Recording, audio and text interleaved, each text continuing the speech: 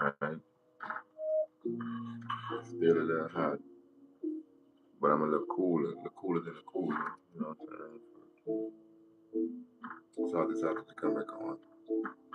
And right now I'm watching Rod OG. I ain't watching Dirt OG. I'm watching his brother. You know what I'm saying? Yeah, it is.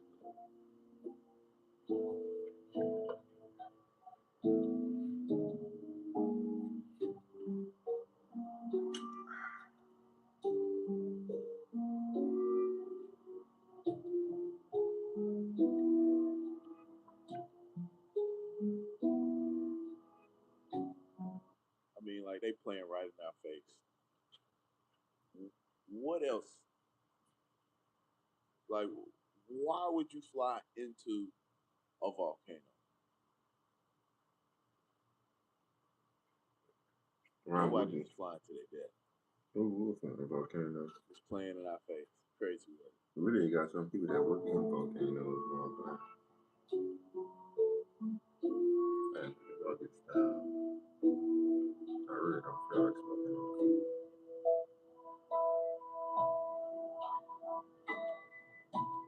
I'm good. I try to get that full time, but Locals in Mexico are claiming that there is an orb-shaped UFO that goes in and out of a volcano.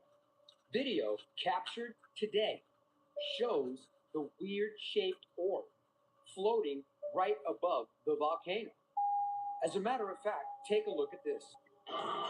Check it out, right above the volcano. Look at it. And as they drive past, it vanishes into the volcano. To OG community, are we all setting our eyes on this? Hovering over the volcano, a sphere.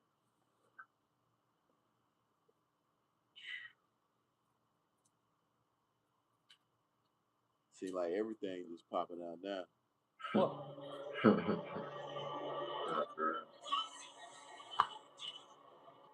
Locals have claimed that this has been going on for years. Locals also claim that there is an alleged alien base inside the volcano, and that's what causes all of the eruptions. So my question to you is, do you believe that there is an alleged alien base inside of the volcano? And this is some That's sort a good of place to hide it, I can tell you Let that. me know your thoughts in the comments, and as always, I'd love to hear from you. Good place to hide it. Now, I don't know what the fuck going on, but in the Philippines, they got a big ass active volcano, and a whole meteor came and hit that motherfucker right on the side. Green as a motherfucker, looked like motherfucking Green Lantern came and just smacked the shit out of that motherfucker. This was one of the most perfect looking volcanoes too. It like a motherfucker drew that shit. They really do. They like some shit off of a motherfucking movie. But that ain't the kicker though. That the meteor hitting that motherfucking volcano ain't even the motherfucking kicker. I just think it looked cool as a motherfucker. Like I said, with the green lighting around that motherfucker, like the Green Lantern. And you know the Green Lanterns and shit all come from different parts of the motherfucking universe on their own planet and shit. We also got one on Earth. This is in the comic books and shit, but you know they be putting the truth in the motherfucking comics. That's a big fact. But the reason why I'm talking about the Green Lantern, not just because that shit's green as a motherfucker, is because of what happens after this motherfucking meteorite hits the volcano on the side. Gotcha. Now, at first, you just see the meteor, boom, hit that motherfucker. And then after that, you gonna see the same spot that meteor hit the volcano, something else happens. It's very interesting. It's coming. You about to see the motherfucker. Just be patient, dog. Damn. Just be a patient little motherfucker. You going where you can see it. Now, it should be about to show right about now out this motherfucker. Now I'm getting impatient. Come the fuck on. There it go. There it go. In the same motherfucking spot. What is that? What the fuck is that right there? Not for real though. That's why I don't think that was no motherfucking meteorite. Y'all be on the Either that was a motherfucking space shit. and that motherfucker hit that volcano, and then motherfucker came out that motherfucker or something. Because how in the fuck that Green Lantern shit hit the volcano, and then something in the same spot fly out of that motherfucker on camera? Now, we've been talking about disclosure out this motherfucker. And when you gonna undisclose what the fuck's going on out this motherfucker? I'm ready to see. I'm ready to see the motherfucking aliens. Well, I'm sure I done already seen them motherfuckers. A lot of you motherfuckers, aliens, don't even know it. Y'all heard about the Ancestry.com shit? They was testing motherfuckers and seeing if they was from a different planet. Well, I'm glad I ain't never did that shit. But some of you motherfuckers are not from this motherfucking planet. That's a big fact. But right there, you can see that motherfucking Green Lantern ain't to be fucked with. Let me borrow your motherfucking Green Lantern ring, dog. That's a big fact. I want it in my life. Damn. Ever since the discovery of that metallic sphere near Columbia in 2025, the internet has been flooded with theories. Some say it's ancient, some claim it's alien. But despite all the noise, no verified scientific report has confirmed anything extraordinary about it. What we do know is that it's a real physical object that caught the attention of millions. Rumors began to swirl that quantum computers had decoded strange markings on the sphere. Claims said quantum AI ran non-stop for days, uncovering secret data hidden within. But no official lab, university, or peer-reviewed paper has backed that story. As of now, no evidence exists that anything was ever cracked or decoded. I'm gonna remember your name, bro. I'm gonna remember you. Another metallic ore was found lodged in a tree in No disrespect, you know what I'm saying? A local meteorologist Just made me laugh. describing odd symbols of a strange alloy, but the object You know, was laugh taken at the by best. authorities and never seen again. Best medicine, yeah. It was released. What it really was is still anyone's guess. Then came 2025's viral UFO over Mexico's volcano. Turns out it wasn't a craft at all. It was the dome of the Large Millimeter Telescope, reflecting sunlight through the clouds. Yet people mixed that story with the Boogosphere, creating one of the most confusing UFO trends in years. Even now, social media keeps blending these events together. People repost old videos, relabel them, and build new myths. That's why I dig deeper. My goal isn't to fuel rumors, it's to separate facts from fiction. Because truth is the only thing that can cut through the noise that surrounds this mystery. The Boogosphere remains an intriguing object, but until scientists release hard data, its composition, measurements, origin, Man in a suit. we have to call it what it is. Unidentified. You a rage baiter? Good luck with that. Just unknown. And sometimes that's more interesting than any made-up explanation. I'll keep watching this story closely. If real evidence surfaces, verified lab results, credible documentation, or transparent testing, it'll be right here. No exaggeration, no clickbait, just the truth. Anonymous researchers, independent journalists, and people like me are working tirelessly to uncover what's real and what's fabricated. Because the world deserves truth, not manipulation. This is what drives me, to expose, reveal, and bring clarity to the unexplained. Right, geezers and geezettes, okay? I got some video footage coming from El Popo volcano in Mexico. It's a funny name, I know, but here it is, okay? So, this volcano has been subject to so much weird activity over the years, and it consistently gets strange things coming out. There's 19 UFOs flying out the top of this thing, you know? We've got things exploding above it. We've got portals opening. We've got things flying inside of it. This thing's just exploding just because it fucking feels like it, all right?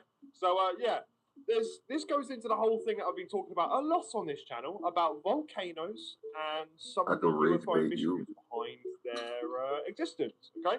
And I'm a firm believer, right? You could tell me I'm a donkey and I'm wrong or whatever you are, I do not care at this point, okay? But I think these things are attracted via energy sources, where there's lots of energy and things happening in these areas. They come and either refuel or do something that they like to absorb there and, you know, get some of that electromagnetism there to do whatever. Look at us.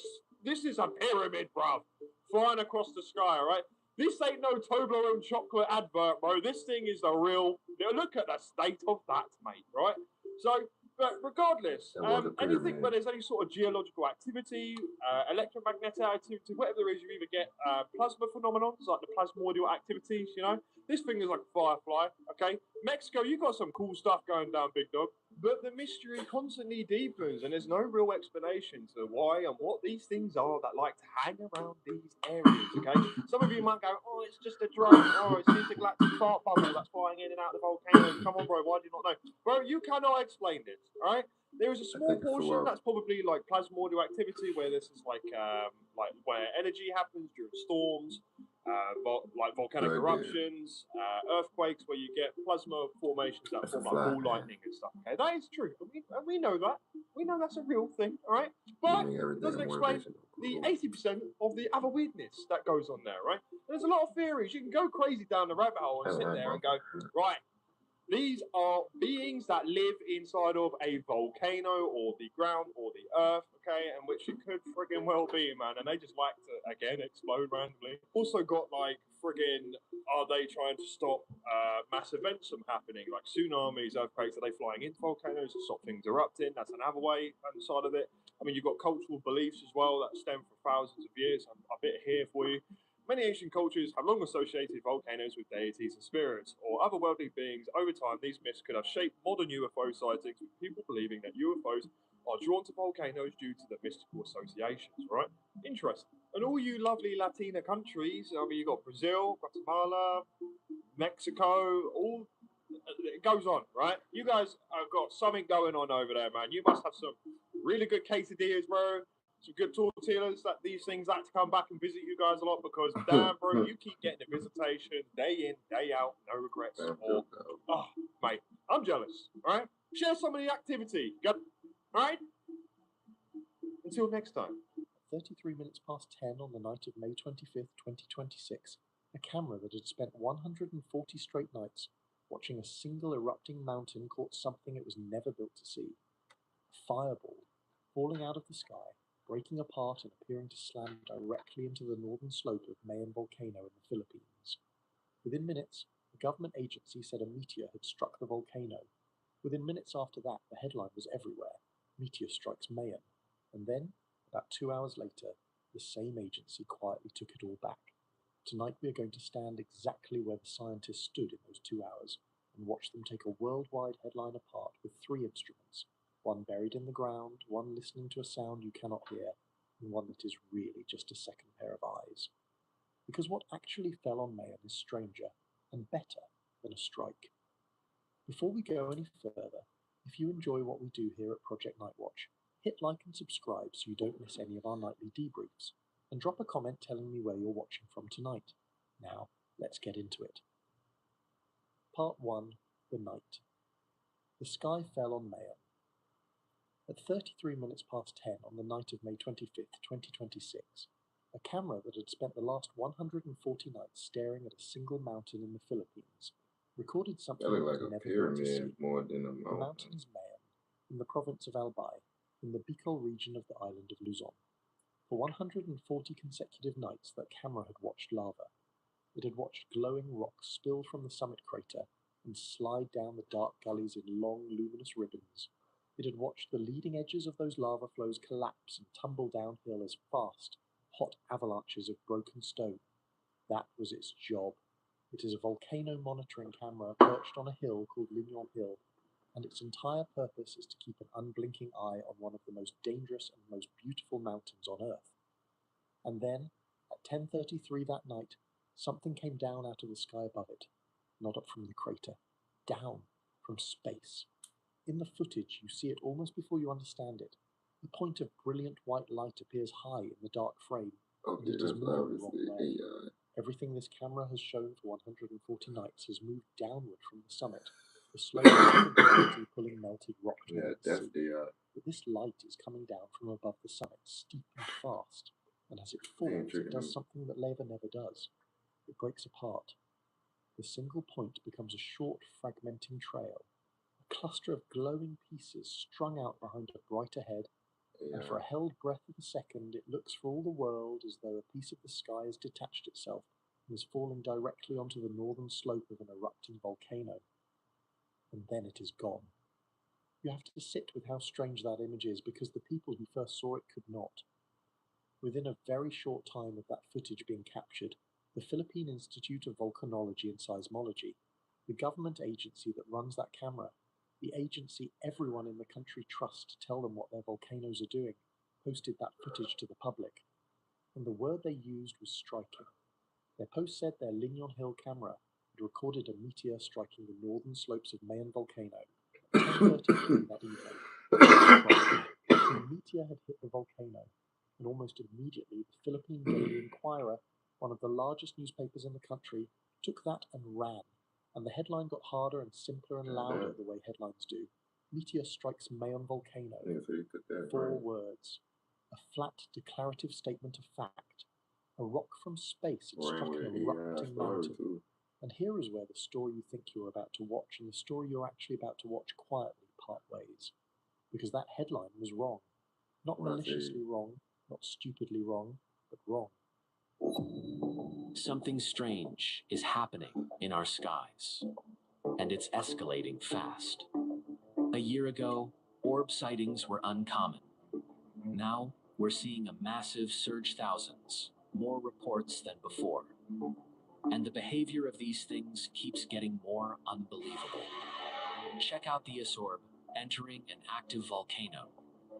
Not drifting, not falling entering like it knows exactly where it's going.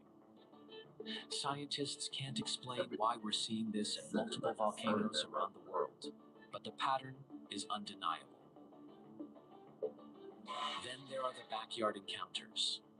People step outside for a minute, and suddenly there's a glowing sphere hovering above their fence or drifting silently through their trees. No wings, no sound, no heat, just this smooth, intelligent movement like it's scanning something before slipping away. And the sky orbs. These are the ones everyone is talking about. Objects shooting across the sky at impossible speeds, turning instantly, climbing straight up without slowing down. All right, now that's real. No jet, drone, or missile can match. Even pilots and air traffic controllers are admitting they're seeing things that have no known explanation. What's wild is how fast the numbers are climbing. Compared to last year, sightings haven't just increased, they've exploded. Airports shutting down after orb activity, entire neighborhoods watching them hover in groups, and more people recording these events than ever before. What's going on? Are we finally paying attention? Or did these objects decide to show themselves more openly? Are they probes, energy-based life forms, or something we don't even have a word for yet? Keep watching the skies, because this phenomenon is only getting bigger. A second mysterious metallic sphere has reportedly appeared in Colombia near Medellin. The object was allegedly found in the remote Serranía de las Baldias outside the city. The discovery follows the viral Bugasphere that sparked worldwide UFO speculation earlier this year. Researchers say this new sphere has different symbols and is still being analyzed. Some believe the objects could be linked to aliens or still being analyzed.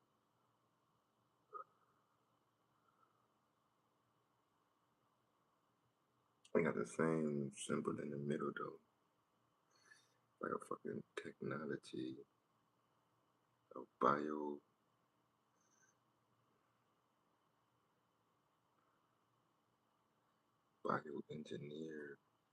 How that shit look like a bio, like a. Some believe the objects could be linked to aliens or unknown technology. Others argue the spheres may simply be elaborate human-made creations or artistic pieces. So far, there is no scientific proof confirming a non-human origin, but the mystery in Colombia continues growing. Follow Colombia Nexus for more about Colombia. The other thing that was important, that the sphere weighed 2 kilos at the beginning. Through the days, the sphere went up to 6 kilos, to 9 kilos, and now weighs 10 kilos.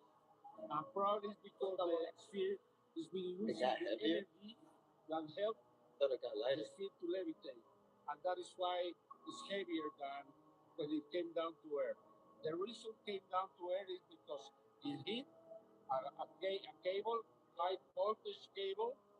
We can see a little hole in the back. He was looking at a secret that the mountain had kept for thousands of years. He backed out of the room, he turned around, and he ran, and he scrambled back up that 11-mile tunnel, and he was just so overcome with emotion and excitement and anxiety, and he was expecting at any second to hear footsteps behind him. He burst out of the hole into the sunlight of 1904, and he immediately rolled the boulder back in place, and he quickly covered it with brush to make it look like exactly as it had been before. And then he did something very strange.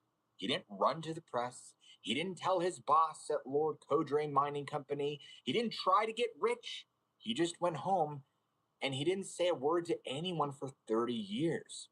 So fast forward 30 years to the summer of 1934, and the United States was in the grip of the Great Depression. People were starving, people were jumping out of buildings because they had lost everything overnight. Families were losing their homes. As many of you are aware with history, there was this sense of hopelessness everywhere. And it was in this atmosphere of desperation that an old man walked into the offices of the Stockton Record newspaper in Stockton, California. The man was 79, he was frail, his skin was weathered, and he looked like he had been carrying a heavy secret for a long time. It was J.C. Brown. And so he sat down with the editors and he told them the exact same story I just told you. And he explained that for the last 3 decades, studying the history of the region, trying to figure out what he had found, he wasn't sure. He believed it was the lost civilization of Lemuria, a legend that had been circulating in occult circles since the late 1800s. Now, normally, if a random old guy walks into a newspaper office and starts talking about underground giants and lost cities, he'd probably get kicked out. This isn't Portland.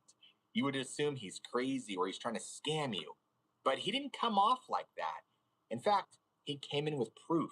According to the reports published in the Stockton Record at the time, he reached into his bag and pulled out several items, and he showed them pieces of gold ore that were incredibly pure. He showed them strange artifacts, little manufactured items that didn't look like they belonged to any Native American tribe in the area. And he showed them detailed maps that he had drawn from memory, mapping out the tunnel system. And so the editors, they listened and they ran the story. And almost overnight, a frenzy took over Stockton. But keep in mind that people were desperate for money. They were desperate for hope. And here was this respected retired geologist, a man who had worked for one of the biggest names in mining, telling them that there was a literal mountain of gold just sitting there waiting to be taken. So he began to organize an expedition. And he wasn't looking for just anybody. He wanted a serious team. And because of his credentials, the physical evidence he showed people in private meetings, he got exactly that. He didn't just get desperate laborers. He got the curator of a local museum to sign on. He got a printer, other scientists. He got a wealthy investor who still had some money left to fund the trip. And in total, there were 80 people that had signed up to follow J.C. Brown back up Mount Shasta. But as the expedition planning went on, the people closest to him started to notice that he was really acting strange. For 6 weeks, the group met nightly to plan the logistics. They had to figure out how to get trucks up the mountain, how to get food, how to excavate the tunnel. And during these meetings, Brown was incredibly intense, but he was also paranoid. He refused to point blank tell anyone exactly where the entrance was. He would show them the maps of the inside of the tunnel, but he would not show them the maps of the outside. And he told them, no, I will lead you there myself. Once we are on the mountain, I will show you the rock, but not before. At the time, investors and the crew figured that this was Brown being a smart businessman. They thought that he was protecting his claim, and that he was worried that if he told them where the hole was, they would just cut him out of the deal and run up the mountain and take the gold. It did make sense. But looking back, there were signs that his paranoia wasn't about greed, it was about fear. Witnesses who interacted with Brown during those 6 weeks said he was constantly looking over his shoulder. He would sit with his back to a door, and if a car backfired outside the meeting hall, he would jump. He seemed terrified that he was always being watched. I mean, he acted like a man who knew he was breaking a rule and was just waiting for the punishment. But despite all of this, the plan moved forward. The date was set for June 19th, 1934. And so you had a caravan of 80 people, trucks, and equipment that would leave Stockton at 9 o'clock in the morning, and they would drive north to Mount Shasta. Brown would lead them to the spot, they would open the tunnel, and they would make history. And in fact, people were so convinced this was real that some of them actually sold their houses just to buy into the expedition. They quit their jobs, they gave up their livelihood, and they packed up everything because they believed they were about to become millionaires. And so on the night of June 18th, the night before they were supposed to leave, the excitement in Stockton was electric. The entire team gathered for a final meeting, and Brown was there. He went over the final details, he told them to get a good night of sleep, and that he would see them at 9 a.m. sharp. The meeting broke, the team went home to pack their final bags, Brown went back to the room he was renting, and the next morning, the caravan lined up. The trucks were idling, the 80 expedition members were standing there, drinking coffee, full of adrenaline. They were ready to make history, and they waited for Brown. 9 o'clock came, 9:15 came. Brown's not here. And now the group's starting to get a little nervous. I mean, maybe the old man had overslept, or maybe he was running late. He was almost 80. So by 9:30, the leaders of the expedition decided they couldn't wait anymore. So they sent a couple of guys over to Brown's boarding house to check on him. They knocked on his door, no answer. So they knocked harder, nothing. Finally, they had to go to the landlord to get him to open the door, and the room was empty. But it wasn't empty in a way you'd expect if somebody had run. If Brown was a con man who had scammed these poor people and fled with their money, you would expect the room to be cleared out. You'd expect his bags to be gone. But his clothes were there, his personal belongings were all there. It looked as if he had just been abducted. The money, the funds that the investors had given him to buy all the supplies was mostly accounted for, or at least spent on actual supplies that was sitting in the trucks outside. So it was clear he hadn't stolen anything, but they figured that J.C. Brown hadn't run away. And the closer they inspected, it's as if he ceased to exist. So with something this crazy, the Stockton police launched an immediate investigation. And they treated this as a missing person case. But The Legend of Mount Shasta, the Agartha Network, Man, Part 3. Shortly after the fighting between the Atlanteans and Lemurians stopped, their homelands gave way, sinking to the bottom of the ocean. Due to this, each party wasted no time in petitioning to join the Agartha Network. But before they could join Inner-Earth and his people, they had to pass just one test. Basically, they had to show that they had learned from the war and learned from the oppression caused by it. They had to convince the head council of this, which contained one member from each species tribe. The number of different civilizations down there was vast, from giants to elves, even gray aliens, fairies, and though they were very few, there was tribes of ancient mankind. And after heavy debates, Lemurians and Atlanteans were allowed in the Agartha Network. Upon approval, Lemurians and Atlanteans began work immediately, the Lemurians choosing Mount Shasta for the destination of their great city of Telos. Here's why, Episode 4. This is the Legend of Mount Shasta, the City of Telos, and Inner-Earth, Part 4. So after being accepted into the Agartha Network, the Lemurians chose Mount Shasta to build their city. The Lemurians chose Mount Shasta because California was actually part of its territories pre-war. They also understood that these areas of California would survive the cataclysms, and Mount Shasta had already been considered a place of great sacredness on the planet. In order to make it habitable, the Lemurians had to reroute the lava caves so Mount Shasta would never erupt again. And there was already a large dome-shaped cavern inside, so it made it perfect for their ancient city. They called the city Telos, which means communication with the spirit or understanding with spirit. As they rebuilt, the earthquakes were so intense, they created a high-pitched screech throughout the atmosphere. This screech was so intense, many lost their lives simply to the sound of it. So the ancient city that was supposed to house 2 million only housed 25,000. Coming soon. A volcano in the Philippines just erupted, and it produced lightning inside of its own ash cloud, and the footage looks absolutely unreal. I don't know if you can tell by my voice, but this is obviously insane. This volcano in the Philippines just had an explosive eruption that only lasted 2 minutes. But in just those 2 minutes, it launched glowing rock 1.5 kilometers up into the air, it sent superheated gas racing down the slopes, and blasted an ash plume 2,500 meters above the crater. But what's getting everybody's attention right now, including mine, is what happened inside of that plume. There was volcanic lightning that struck 3 times. You don't even know what that is, do you? They're saying that whenever a volcano erupts, billions of ash particles smash into each other at insane speeds, and that friction builds up static electricity. This is actually the same exact thing that happens whenever you run a birthday balloon all through your hair. Except the difference is that the charge gets so massive that it discharges as full bolts of lightning inside the ash. And the eruption also set the entire mountain on fire. Ash blanketed 13 entire cities, schools had to shut down, and families had to be evacuated, so it is serious. Person literally said, fire, ash, and lightning. Pick a struggle. What's going on with volcanoes? In the past 48 hours, we've had 2 huge volcanic eruptions happen. And in January, we also had a very unique instance of something happening near a volcano. Here, let me show you all.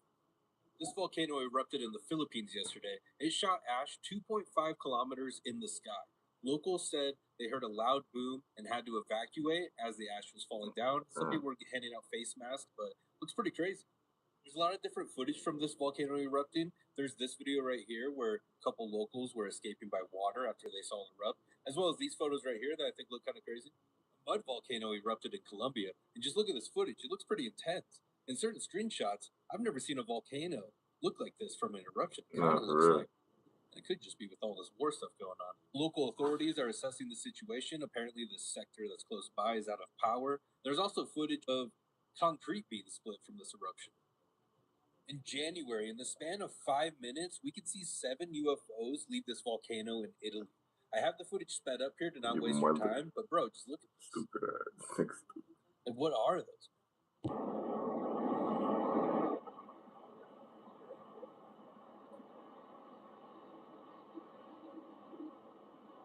Damn, that bitch on that bitch.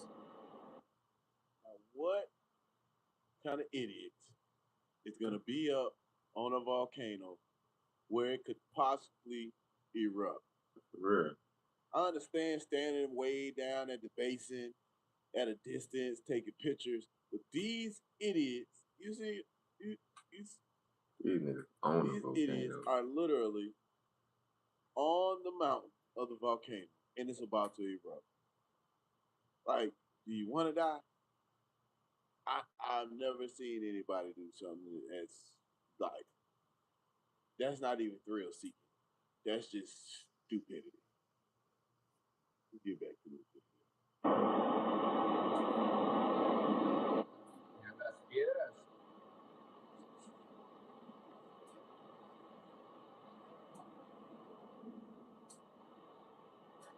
I know that smoke getting in there too.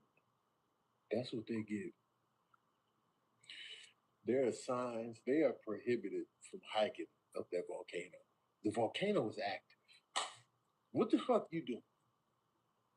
You hiking on an active volcano, ignoring the warnings and restrictions. And then when you get cooked in a lava flow, an ash blast, and you get singed off the earth. Ash blast. Now the family and friends are gonna be like, man, you know what I'm saying? Nah, man. Follow the rules.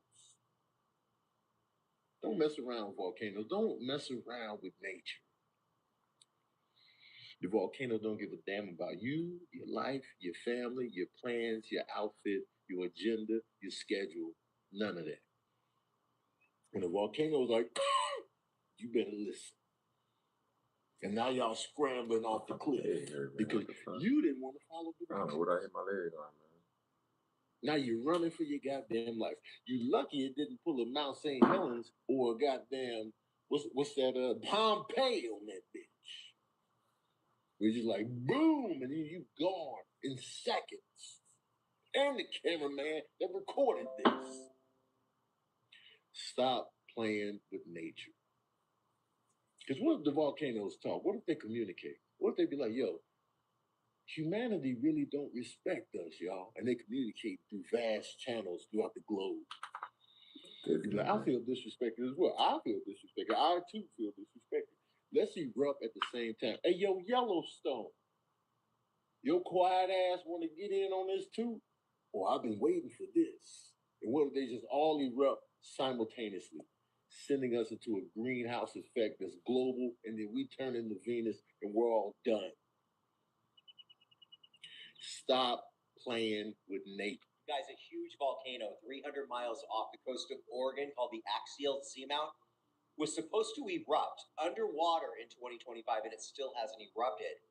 So now they're saying in 2026, this thing is going to go off. Now, the Axial Seamount is 300 miles off the coast of Oregon and Washington, and it's larger than a city. Now, this volcano, it is underwater and is very close to two fracture lines, the Juan de Fuca Ridge and the Bianca Fracture Zone. Now, if you've never seen a volcano underwater, the coast of Oregon and Washington. Now, the Axial Seamount is 300 miles off the coast of Oregon and Washington, and it's larger than a city. Now, this volcano, it is underwater and is very close to two fracture lines, the Juan de Fuca Ridge and the Bianca Fracture Zone. Now, if you've never seen a volcano underwater, this is what it looks like, all right? Now, this is similar to what you see over in Hawaii.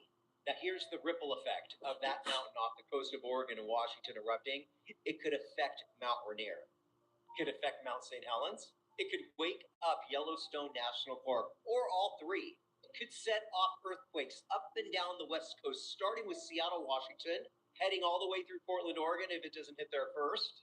And some of the largest tsunamis you've ever seen in your life could hit Seattle, Portland, or San Francisco if this volcano were to go off underwater. You guys, when this mountain erupts underwater, the displacement of water is going to be epic. Japan will have to watch for tsunamis. Hawaii will have to watch for tsunamis. Alaska will have to watch for tsunamis. Everywhere from Vancouver, Canada, all the way down to San Diego and further south, tsunamis. Tell me in the comments, have you been following this? This is the new one that just landed. It's just been retrieved. This is the second one that's in possession. It does not have the Proto-Sanskrit on it, but apparently it is inside. There is. Someone opened it up. I'm not going to get into it. When you create a certain voltage in rotation, you can get what's called a mass cancellation effect. If it gets matched, to get into it, when you create a certain voltage,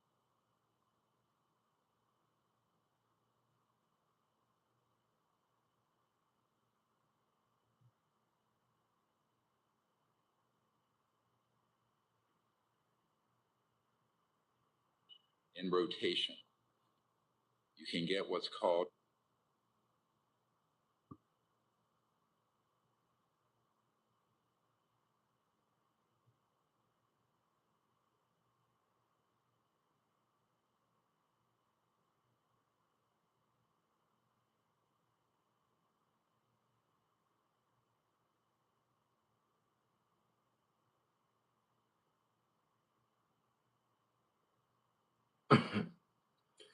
a mass cancellation effect. If it gets massless, if it goes to zero mass, it vanishes and teleports. Did they just have a Pokeball? Did they just have zero mass? It vanishes.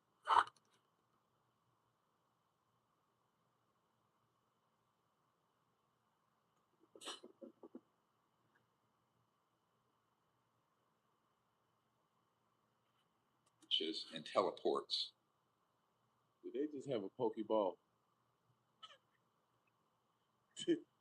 Listen, man, that's what I'm telling you. They've been putting that shit in our face ever since kids.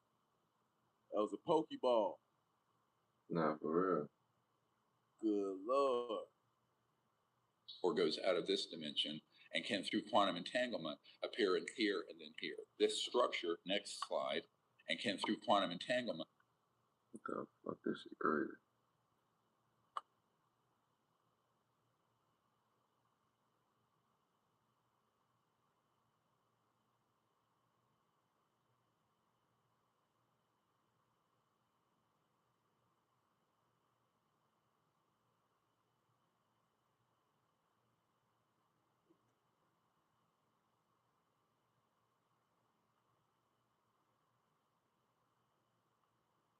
appear in here and then here. This structure, next slide, here's the interior of it now. Where's that structure? Well, it's like dissipating a cloud. I think it was an energy form that dissipated. And here's a video of that micro CT scan as it's going through the surface. And you're going to see it as it passes through. And it's a big void. Yeah. Yeah, it's like a quantum vacuum void. There are some filaments and material in there. My theory is that whatever containment field and structure in there that was an electromagnetic and low temperature plasma and superconducting field, that was an electromagnetic and low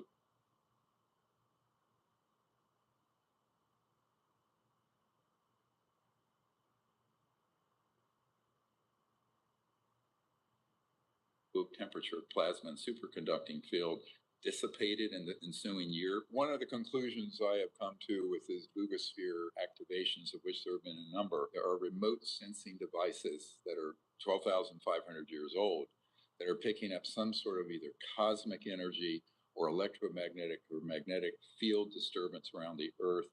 It's a bit ominous. These tests that we have done prove that there's no bolts, screws, seams. All the traditional manufacturing things you see in a man-made device does not exist. So it is almost certainly of non-human origin. It's very ancient. The sigils that are on it, right? It has a quantum microchip technology, which is have a deep connection to through my father. And just how powerful that this is. It has the artistic signature of the boogosphere. But right here, I'm vectoring out the sigil and taking it from, basically, you can't get a photo of this full thing complete. So I'm spreading it out in 2D and vectoring it so we can share and make comparisons with the actual boogosphere when we go there. And I want to have some research to show and let them know the passion that we have for this. But this boogosphere right here, it's unbelievable when you break it down. The diameter is 11 inches. The circumference is 33 inches. And there's 33 holes precisely in it. And you can see they're exactly an inch apart. And if you look at how this was created, this is what, as basically a metal worker myself, I have to sit here and question how powerful this is and what it would take to create something so perfect and precise like this. Even just to do the welding marks and connect this, it's not like it's seamless. We're going to visit the boogosphere and we're going to study all of the seam lines on it. And it actually has technology within it. This is a boogoholosphere. But I also want to look at, notice the sigil here and how the crescent moons, look at how perfect it is, that the sigil on the bottom, exactly where the crescent moons peak and meet right here is the exact divine center of the opposite side. So, and that's exactly where these points are at as well. So the more you study this, the more you realize what it would have taken to even create this sphere. And so that's why I have the passion for it and what I'm researching right now. And I'm excited, but just wanted to tune everyone in that you know what I'm working on. I love you all. This is a rare and incredible scene that took place in the waters of the South Pacific. At this moment, the seawater in the area is continuously churning upward, as if it is boiling. But what exactly is happening here? In fact, this is the prelude to the birth of a new island. Next, let's take a closer look at how a vast, endless ocean can miraculously give rise to an island within just a few hours. Following the footage captured by the photographer, we dive beneath the surface to observe what's happening underwater. It turns out that beneath this section of the ocean lies an underwater volcano. This volcano, known as Home Reef, is located between New Zealand and Tonga. Due to the constant movement of the Earth's crust, this underwater volcano has begun to erupt. Contrary to common belief, a volcanic eruption does not produce fire. It releases magma. This magma originates from deep within the Earth. The intense heat inside the Earth melts rock, forming magma, which then rises to the surface. The temperature of this magma can exceed 1,000 degrees Celsius. As the magma erupts, it comes into contact with seawater, rapidly cooling and solidifying. Layer by layer, volcanic rock accumulates around the crater. Over time, these volcanic deposits rise closer to the ocean's surface, eventually creating the boiling seawater phenomenon we see above. In fact, this boiling water is often accompanied by violent explosions. After erupting continuously for 11 hours, the volcano finally broke the water's surface, forming a small island. However, the eruption did not stop there. The volcanic rocks continued to accumulate above the sea level. This process went on for 6 days, and by the end, the newly formed island had grown to an impressive 24,000 square meters in size. Some believe that this is how land masses change over time. Oceans turn into land and continents shift.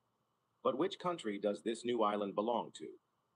In general, the ownership of newly formed islands is determined by the jurisdiction of the waters they appear in. If the island emerges within a country's territorial waters, it naturally belongs to that country. If it appears in international waters, then ownership follows the first come, first served principle. Whoever claims it first gets it. According to research, islands formed by underwater volcanic eruptions tend to have short lifespans. Previously, another island formed near Home Reef, but it was completely eroded away within just 2 months.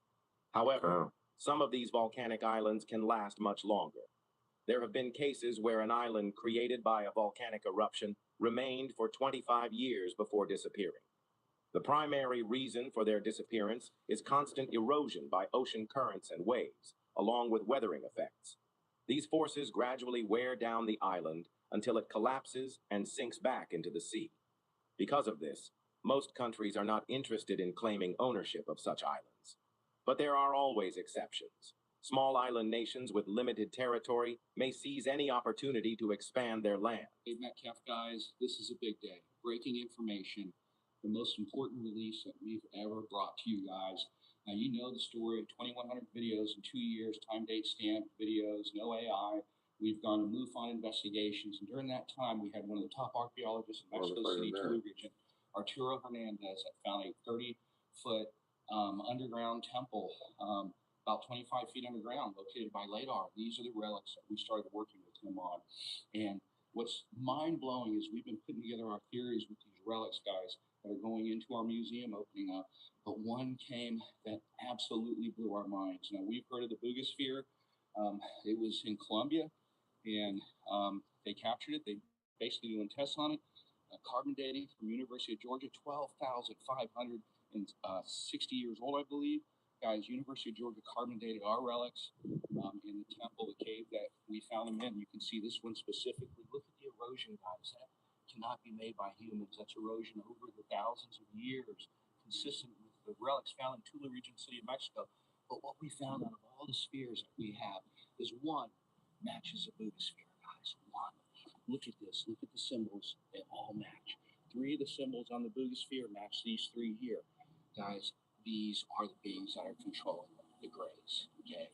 They are the ones controlling it, and this shows that it's real. Wrap the cable around Mount Fuji's base before the massive motors pull it tight, which will separate billions of tons of rock from the bedrock below. Then drill thousands of deep shafts, driving giant steel anchors deep into the rock, and pump grout to lock them into the mountain's core before wrapping the outside with steel mesh and massive bands. Then use a ring of rockets and cables to lift the entire thing and turn it in the air by adjusting the cable lengths. Once it's flipped, carve a giant hole in the bottom and attach a frictionless bearing inside before threading a cord into the hole and locking it into the shaft. Then connect the cord to thousands of fighter jets that will pull it to make the mountain spin. Thank you guys for sticking with me through another banger. This is Rod OG, live from the OG community. I want to say I appreciate you guys for sticking with me. For those who watch all the way to the end, but you know, as I say, till the next one, peace. Hey man, might dip out.